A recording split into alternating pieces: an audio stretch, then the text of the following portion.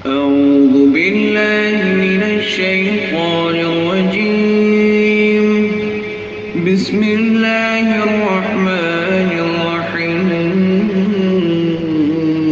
তাই আল্লাহ সুবহানাহু ওয়া তাআলা কোরআনুল কারীমে এ সম্পর্কে সূরাত আল ইমরানের 186 নম্বর আয়াতে কারীমে বলছেন যে লাতাবলুওয়ান্না ফি আমওয়ালিকুম ওয়া আনফুসিকুম, তোমাদেরকে পরীক্ষা করা হবে তোমাদের ধন সম্পত্তিতে এবং তোমাদের নিজেদের জীবনে।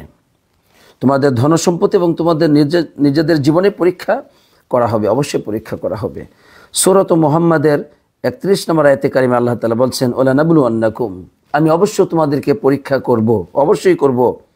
হাত্তা না'লামাল মুজাহিদিনা মিনকুম, যাতে করে আমি জেনে যেতে পারি তোমাদের মধ্যে কারা মুজাহিদ, কারা আল্লাহর পথে জিহাদ করে, এবং অসবিরিন, কারা ধৈর্যশীল তোমাদের মধ্যে, এটা আমি জানবো।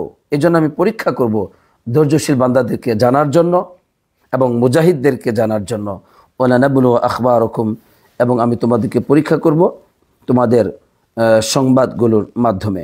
তো বিষয় হচ্ছে যে আল্লাহ সুবহানাহু ওয়া তাআলা আমাদেরকে পরীক্ষা করবেন, এই বিষয়টি সবার জন্যই, শুধু আমার জন্য নয়, শুধু আপনার জন্য নয়, প্রতিটি মানুষের জন্য। মুসিবত আমাদের মায়ের জীবনে ছিল, আমাদের বাবার জীবনে ছিল, হয়তো অনেকের মা বাপ চলে গেছেন, আমাদের দাদা দাদির জীবনে মুসিবত ছিল, ঠিক আমাদের জীবনে আছে, আমাদের সন্তানদের জীবনে আসবে, এটাই জীবন। সুতরাং কোনো ভয় নেই। আল্লাহুম্মা লাকাল হামদু ওয়া লাকাশ শুকর, আল্লাহু আকবার। সুতরাং আফসোসের কোনো কারণ নেই ভাই। জীবনে যা হারিয়েছে, আপনি যা পাননি, কেন এত আফসোস করছেন? আপনি হয়তো ভাবছেন যে আমি উপযুক্ত ছিলাম, আমি পাওয়ার কথা ছিল, আমার পাওয়ার কথা ছিল, কিন্তু আসলে আপনার যিনি সৃষ্টিকর্তা, যিনি আপনাকে অস্তিত্ব দিয়েছেন, তিনি তো লিখেননি আপনার জন্য, তিনি তো আপনার জন্য চাননি।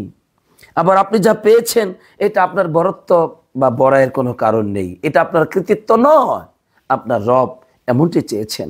সুতরাং আমরা রবের কাছে আত্মসমর্পণ করলেই আমাদের এই জনজীবনে প্রতিটি দিন, প্রতিটি মুহূর্তে, প্রতি সপ্তাহে, প্রতি মাসে, প্রতি বছরে, প্রতি কালে যে বিপদ মুসিবত অতিক্রম করছে, এগুলো হালকা হয়ে সাধারণ হিসাবে পরিগণিত হবে ইনশাআল্লাহ। আল্লাহ সে তৌফিক দান করুক, আমিন।